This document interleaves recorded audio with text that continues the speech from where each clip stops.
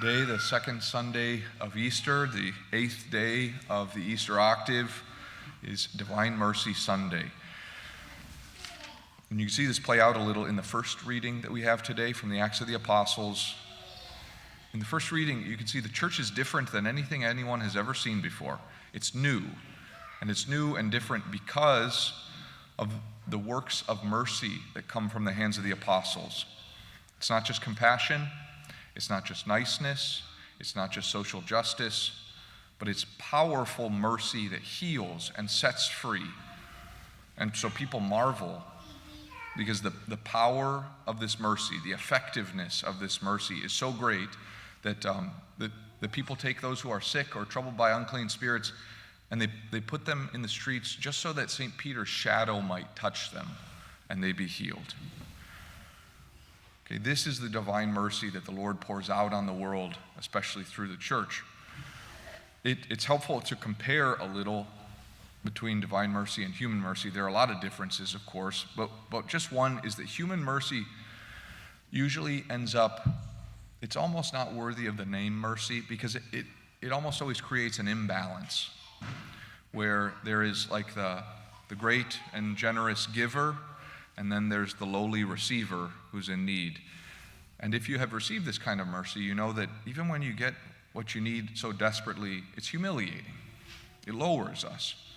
Sometimes it leaves a debt to be paid, or our freedom is restricted because of the help that we have received. But with divine mercy, there is no imbalance. Divine mercy, rather than giving a gift, or rather than humiliating with generosity, divine mercy restores lost value and dignity to the one who receives it. It raises up those who have fallen down. Divine mercy finds us again who have been lost and brings us home. Divine mercy, when we receive it, gives us back ourselves, the self that we had lost through sin. So this is divine mercy, and you can see that it's not a bitter pill to swallow. It's life and goodness and joy.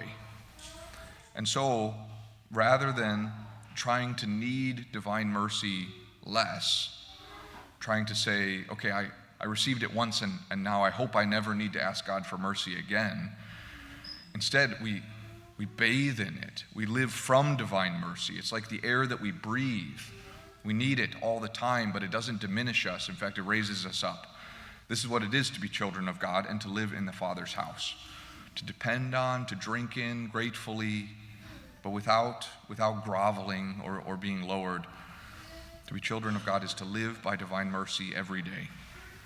Now today on Divine Mercy we have a special celebration because our sister Emmy is being received into the full communion of the Catholic Church. She'll receive confirmation and then her first communion today. I want to say welcome to all of her family. Maybe this is your first time here, but you're doing great so far. Okay? Would not have guessed. So I just want to encourage you to pray for her, but also to see in her some of the goodness that God has poured out on you and continues to pour out on you. Divine Mercy Sunday is this beautiful day where we recognize our need, but not with shame, not with desperation, not with humiliation. But our need for God's mercy is endless and boundless, and the mercy that God gives is infinite and unending.